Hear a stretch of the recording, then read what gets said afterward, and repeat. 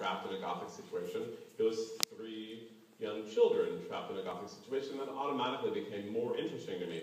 Terrible things happening to children. More interesting, which sounds, I completely agree with you, due to recent events, like a particularly ghastly thing to say. But I would add that the reason why these recent events, for instance, seem so very ghastly is because it is, in fact, more interesting. Interesting might not be the word you would want to use around people personally affected by such a tragedy, but that's why we're fascinated by it. That's why it's horrifying.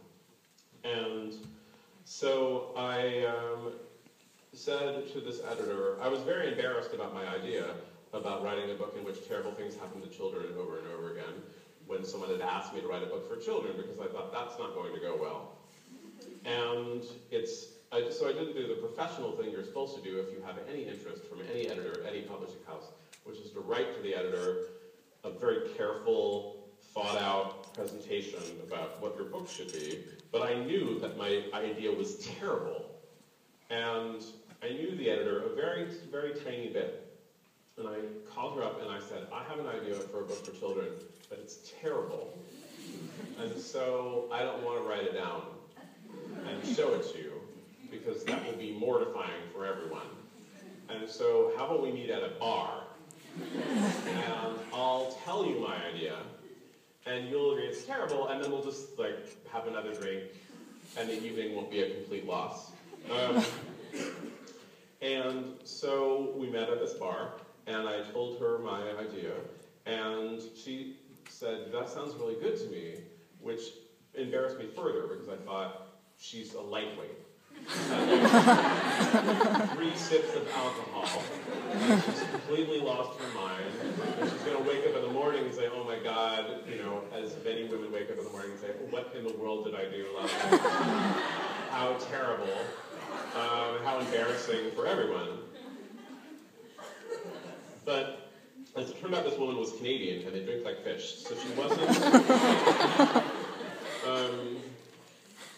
she was happy with the idea even in the stone-cold light of day.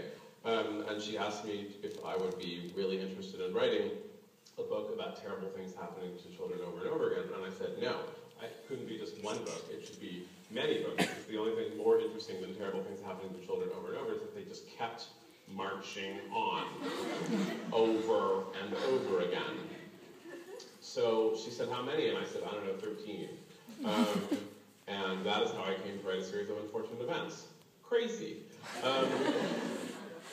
So while I was in writing the last few volumes of a series of unfortunate events, I happened to be reading a novel by Raymond Chandler. It wasn't this novel, but I brought this novel anyway, because I don't remember which one I was reading, only that it was not this one.